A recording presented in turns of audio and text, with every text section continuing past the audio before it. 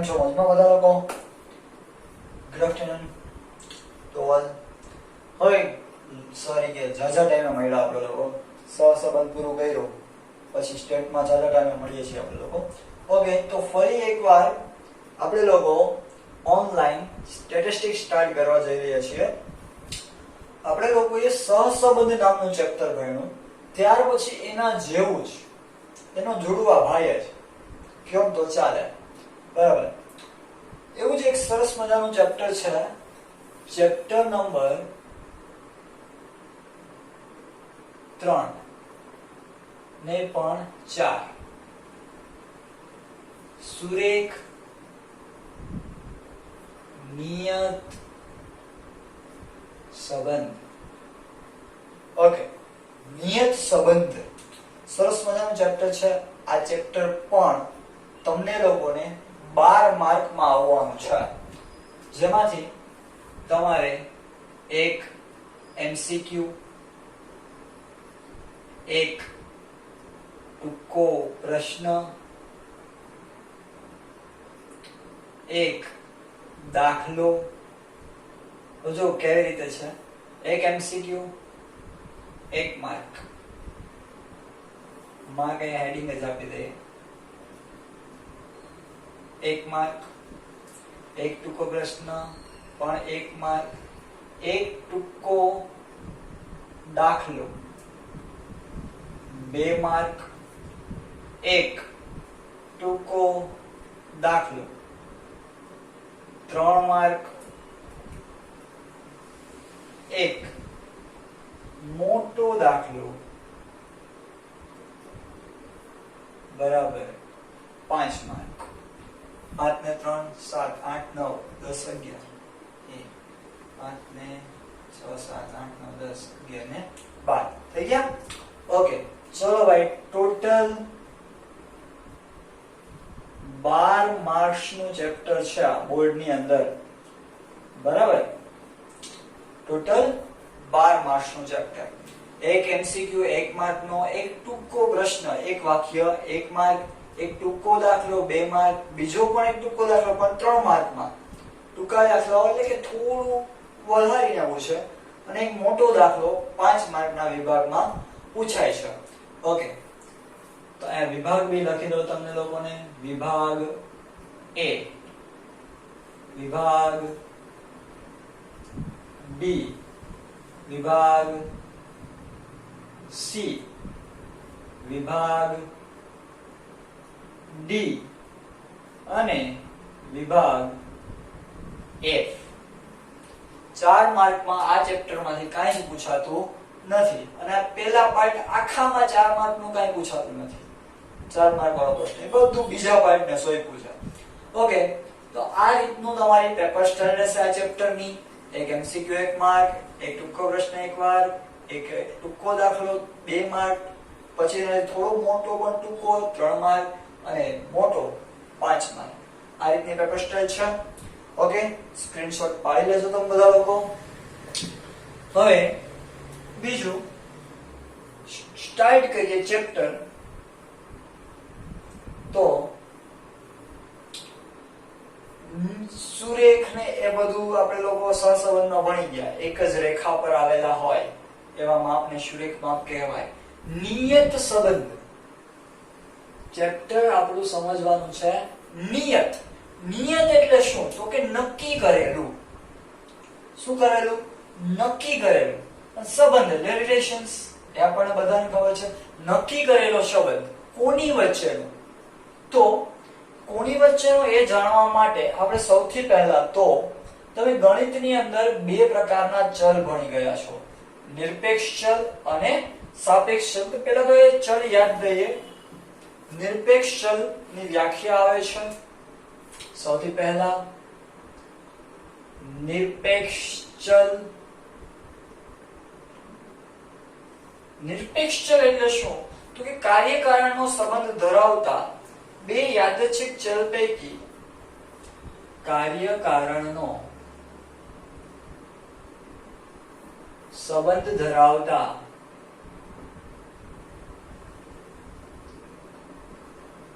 બે યાદચ્છિક ચલ પૈકી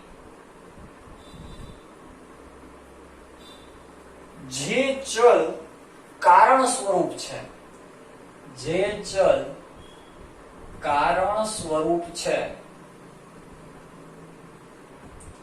કેવા સ્વરૂપ છે? કારણ સ્વરૂપ, તેને નિરપેક્ષ ચલ કે સ્વતંત્ર ચલ, તેને નિરપેક્ષ ચલ કે સ્વતંત્ર ચલ કહેવામાં આવે છે, કહેવામાં આવે છે. તેને માટે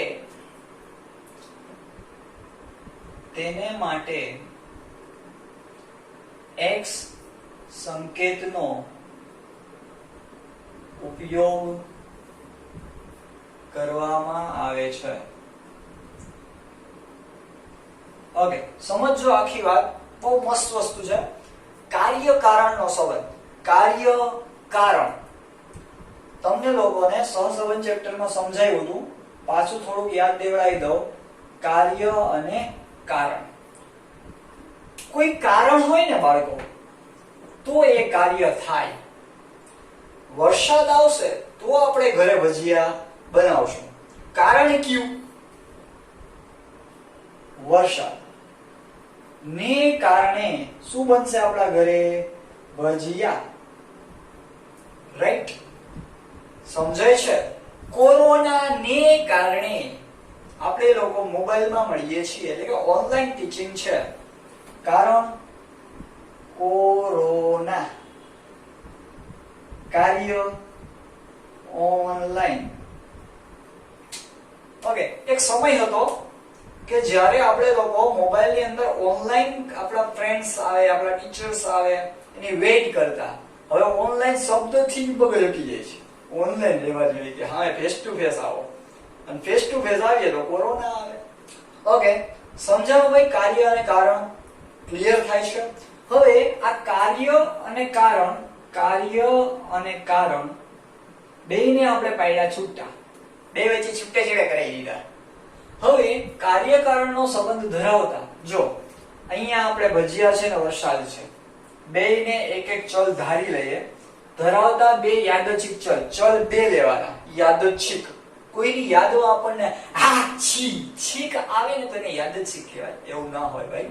યાદચ્છિક ચલ એટલે રેન્ડમલી આપણને મન પડે એવા બે ચલ પૈકી જે ચલ કારણ સ્વરૂપ હોય, જે ચલ શું હોય? કારણ. હવે આ બેમાંથી મુખ્ય કયું? જેના ઉપર બધો આધાર હોય ને એ મુખ્ય કહેવાય. વરસાદ ઉપર આધાર છે તો આપણને ઘરે ભજીયા મળશે. કોરોના ઉપર આધાર છે, ઓનલાઈન મળવું કે ઓફલાઈન મળવું. તો મુખ્ય વસ્તુ જે છે, જેના ઉપર બધું જ આધારિત છે ને, એટલે કારણ સ્વરૂપ જે છે, તેને કેવો ચલ કહેવાય? નિરપેક્ષ ચલ. કારણ સ્વરૂપ છે તો એને નિરપેક્ષ કહેશો તમે લોકો.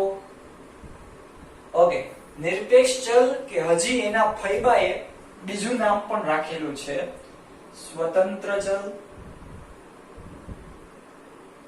આપણા ફૈબા આપણા ઘણા નામ રાખ્યા હોય. ફૈબાએ કંઈ કર્યું હોય ને આપણે ઘરના કંઈક કરી નાખ્યું હોય. ઓકે, નિકનેમ જેને કહીએ એના ફૈબાએ એનું નિકનેમ સ્વતંત્ર ચલ રાખેલું છે. તેને માટે x સંકેતનો ઉપયોગ કરવામાં આવે છે બાળકો. કયા સંકેતનો? x સંકેતનો. જો કાર્ય અને કારણ ધરાવતા બે ચલ પૈકી બે ચલ છે. આને આપણે શું કીધો? x કીધો. તો આને આપણે શું કહેશો? y કહેશો. બે ચલ પૈકી જે ચલ કયું સ્વરૂપ ધારણ કરે છે? કારણ. વરસાદને કારણે, કોરોનાને કારણે. સમજાય છે? ઓકે, કારણ સ્વરૂપ છે તેને શું કહેવાય? નિરપેક્ષ ચલ. તેને શું કહેવાય? સ્વતંત્ર ચલ. ને આને આપણે શોર્ટમાં સંકેતમાં શું કહેશું? x ચલ કહેશું. બરાબર? આ વાત થઈ કોની? તો કે નિરપેક્ષ ચલની. હવે એવું જ સેમ ટુ સેમ સાપેક્ષ. શું છે બીજી વ્યાખ્યા આપણી પાસે સાપેક્ષ ચલની? તમારા માટે અહીંયા લખી દઉં છું બાજુમાં. કાર્ય કારણ વરસાદ હતો. ઉદાહરણ લખજો બધા લોકો. કાર્ય ભજીયા કર્યા. કારણ કોરોના છે. કોરોના, કોઈને કોરા ન મૂક્યા હો ભાઈ, બધાને ભેગા ભીગા કરી નાખ્યા. અને એના કારણે આપણે લોકો ઓનલાઈન સ્ટડી કરીએ છીએ. ક્લિયર? બીજી વ્યાખ્યા આવે છે આપણી પાસે. આ ઉદાહરણો લખી લેજો આ વ્યાખ્યાની નીચે. બીજી વ્યાખ્યા આપણી પાસે આવે છે સાપેક્ષ ચલ. કેવો ચલ? સાપેક્ષ. જો ઘણા સ્ટુડન્ટે તો એમને આના ઉપરથી સાપેક્ષ ચલની વ્યાખ્યા બનાવી નાખી હશે. તો કે કાર્યકારણનો સંબંધ ધરાવતા બે યાદચ્છિક ચલ પૈકી જે ચલ કારણનું કામ પૂરું, હવે કોણ કાર્ય સ્વરૂપ હોય તેને શું કહેવાય? સાપેક્ષ. શું કહેવાય? સાપેક્ષ. હવે અહીંયા સ્વતંત્ર હતો તો અહીંયા પરતંત્ર થઈ જશે, એટલે કે સ્વતંત્ર નહીં હોય. તેને માટે x ની બદલે હવે કોણ આવી જશે? y. ચલો જોઈએ. કાર્યકારણનો સંબંધ ધરાવતા બધા લોકોને મોઢે વ્યાખ્યા આવડી જાય ભણ્યા પહેલા. કાર્ય કારણનો સંબંધ ધરાવતા બે યાદચ્છિક ચલ પૈકી જે ચલ, અહીંયા કારણ હતું તો અહીંયા શું આવશે? કાર્ય સ્વરૂપ. કાર્ય સ્વરૂપ છે. ખાસ બોક્સ બનાવવું એના ઉપર. તેને શું નામ આપ્યું એના ભાઈ ભાઈએ? સાપેક્ષ.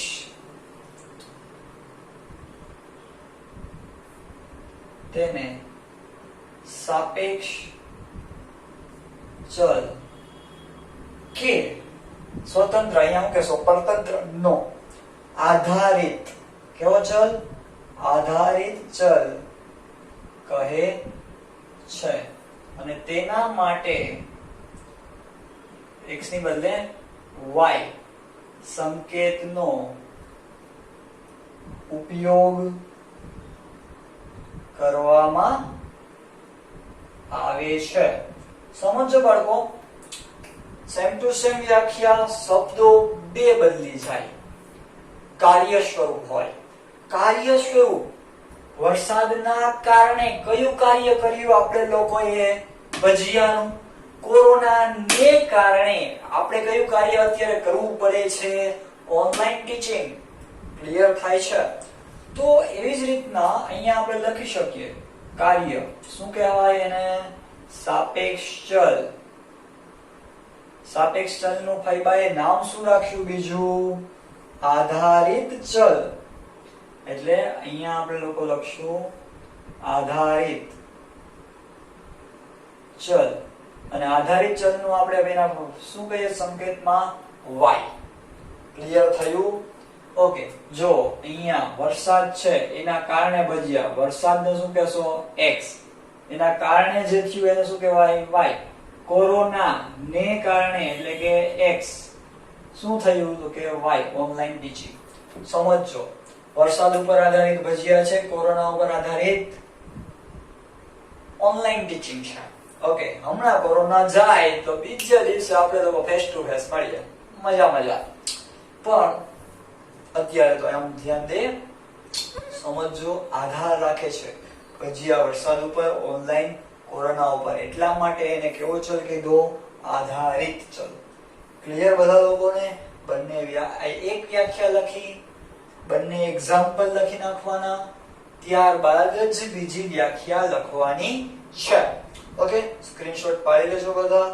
ત્યાર પછી આગળ વધીએ આપણે લોકો. તો સરસ મજાનું આપણું જે ચેપ્ટર છે, બરાબર, એની વ્યાખ્યા આવે છે. એક્ઝામ્પલ એમને રાખું સમજાવવા માટે. નિયત સંબંધ. સાહેબ, નિયત સંબંધ એટલે શું? નક્કી કરેલો સંબંધ. કોનો? x અને y વચ્ચેનો. હવે સમજાણો નિયત સંબંધ. સંબંધ રિલેશન્સ ની વાત હતી, પણ કોની વચ્ચેનો? તો કે સર સાપેક્ષ ચલ અને નિરપેક્ષ. આપણે મગજમાં શું રાખવાનું? નિરપેક્ષ અને સાપેક્ષ. કેમ કે મુખ્ય ચલ કયો છે? નિરપેક્ષ. આ એક્ઝામ્પલ ખાસ યાદ રાખજો. દાખલાની અંદર તમારે નક્કી કરવું પડશે કે કયો ચલ કોના ઉપર આધારિત છે, કોને x કેવો કોને y કેવો. આપી દે તો ઉપાધિ જ નથી. બે યાદચ્છિક ચલ કયા બે? આ x અને y. x અને y વચ્ચેનો યોગ્ય યાદચ્છિક ચલ x અને y વચ્ચેનો યોગ્ય ગાણિતિક વિધેયથી y વચ્ચેનો યોગ્ય ગાણિતિક વિધેયથી નક્કી કરેલો સંબંધ એટલે નિયત સંબંધ.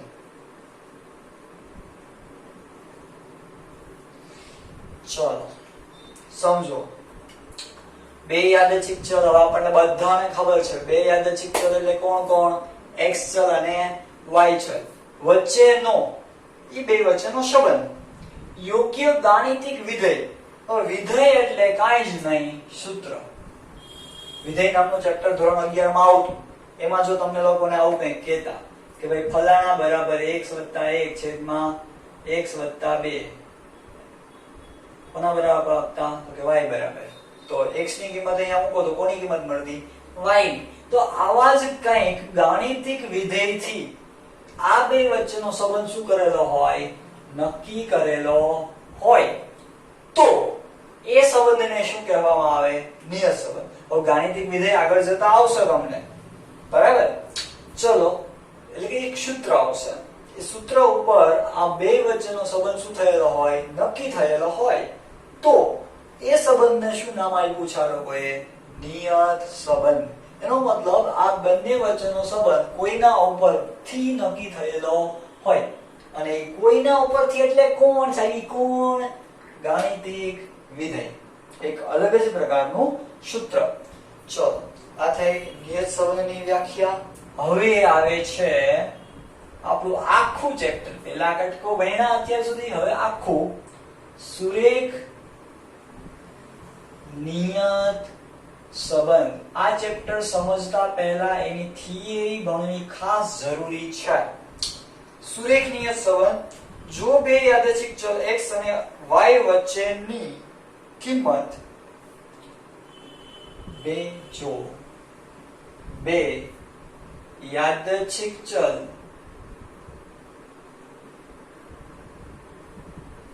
x અને y વચ્ચેની કિંમત x અને y વચ્ચેની કિંમત કોઈ સુરેખા દ્વારા નિયત કરવામાં આવે. કોઈ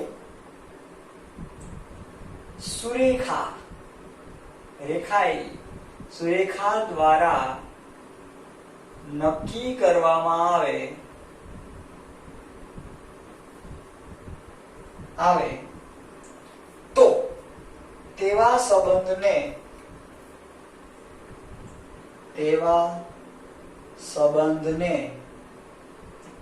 સુરેખ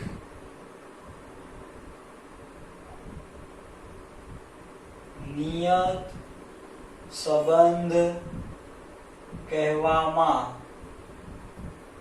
આવે છે. સમજો બાળકો, બહુ સારી વસ્તુ કીધેલી છે. અહીંયા શું હતું? ગાણિતિક વિધેયથી નક્કી કરેલો હોય તો એ સંબંધ નિયત સંબંધ. જો બે યાદચ્છિક ચલ x અને y વચ્ચેની કિંમત, x અને y વચ્ચેની કિંમત કે ભાઈ કેટલો વરસાદ પડે એના ઉપર ભજીયા બને. હવે ઝરમરિયા છાંટા આવીને વયા જાય 2 મિનિટમાં તો ભજીયા ન બને ભાઈ. તો ડિસાઈડ કરવાનું કે વરસાદ કેટલો પડે, આમ સવારથી સાંજ સુધી આવતો હોય, રાતના ઠંડુ મોસમ થઈ ગયું હોય, એક ગ્લાસના ભજીયા ખાવાની મજા આવે, 1-2 ઇંચ પડી ગયો હોય તો. સમજાય છે? તો આ બે વચ્ચેનો જે કિંમત છે, કેટલી, વરસાદ કેટલો, કોરોનાના કેસીસ કેટલા તો ઓનલાઈન ને કેટલા ન હોય તો ઓફલાઈન ક્લાસ ટુ ક્લાસ. સમજાયું બધા લોકોને? તો કિંમત કોઈ સુરેખા દ્વારા નક્કી કરે. સુરેખા. ભાઈ આ સુરેખાનો મતલબ શું? તો કે રેખાબેન. ના, એવો ન થાય. શું એટલે સારી રેખા હોય? રેખાબેન સારા હોય? ના ભાઈ, સુરેખા એટલે સીધી રેખા. કેવી રેખા? સીધી, ખળબચડી નહીં. જો આને સુરેખા કહેવાય, આને સુરેખા કહેવાય, આને સુરેખા ન કહેવાય. બરાબર? સીધી રેખા દ્વારા નક્કી થાય. એટલે કે ભાઈ વરસાદ આટલો પડે એ મુજબ ભજીયા બને, કોરોનાના કેસ આટલા એ મુજબ ત્યાં સુધીના સમય સુધી ઓનલાઈન ટીચિંગ. સમજાય છે? સુરેખા દ્વારા નક્કી. આપણે લોકો, તમે લોકો ગ્રાફ ભણતા હશો આવો કંઈક.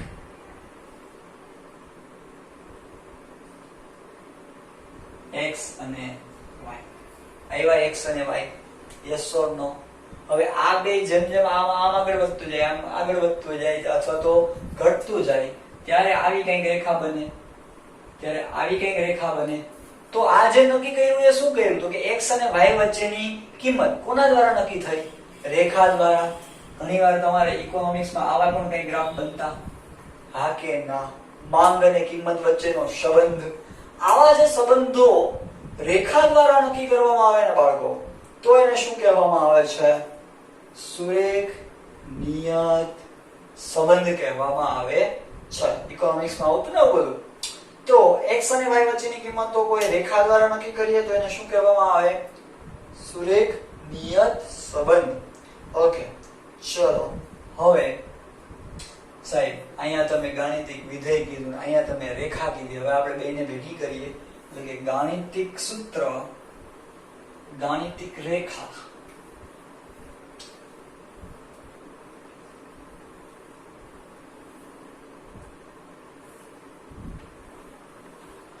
સરસ મજાનું સૂત્ર આવે છે, સુરેખ નિયત સંબંધ મોડેલ.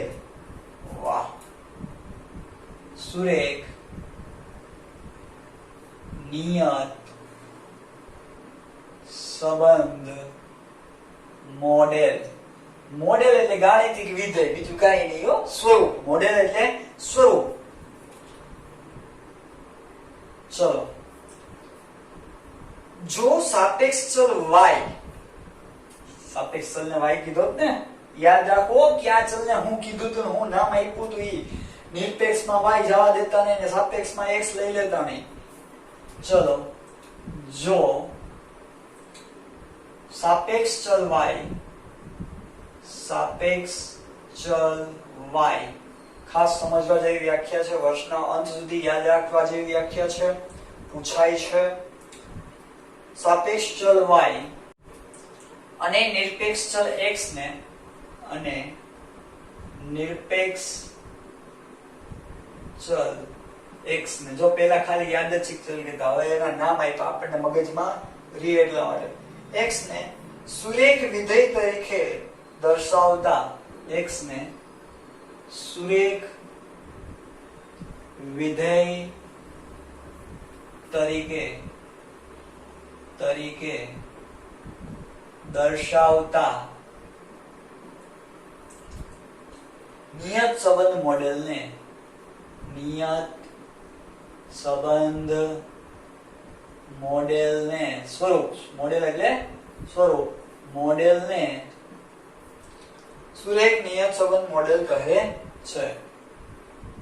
સુરેખ નિયત સંબંધ મોડેલ કહે છે.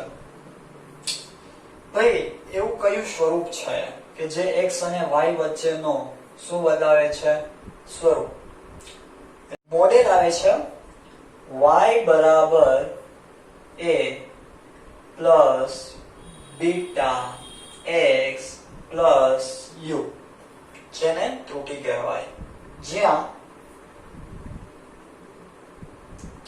x બરાબર ખબર જ છે બધાને, x એટલે શું? તો કે નિરપેક્ષ ચલ, નિરપેક્ષ ચલ. y બરાબર શું? સર એટલે સાપેક્ષ ચલ. ધેન હવે શું રહ્યું? આમાં જેટલું છે એ બધું. બી બરાબર તો કે અચળ સંખ્યા, બીટા કહી શકાય અચળ સંખ્યા. એ બરાબર પણ શું તો કે અચળ સંખ્યા. બાકી કોણ રહ્યો? x આવી ગયો, y આવી ગયો, x આવી ગયો, y આવી ગયો, a આવી ગયો, b આવી ગયો, u બરાબર ત્રુટી ચલ પણ કહેવાય અને વિપેક્ષ ચલ પણ કહેવાય અને વિધેય ચલ પણ કહેવાય. ચલો વિક્ષેપ ચલ, ત્રુટી ચલ, ત્રુટી ચલ. ઓકે, અને હજી વિપેક્ષ ચલ આવી ગયો. હા, વિપેક્ષ ચલ. આ ત્રણ નામ આપ્યા છે એના, યુ નામ. ઓકે, હજી આની અંદર આગળ વધવાનું છે આપણે લોકોએ, પણ નેક્સ્ટ લેક્ચર થી વધશું. ઓકે, અત્યાર પૂરતું આટલું રાખીએ છીએ. એકવાર રિવાઇઝ કરી લઈએ.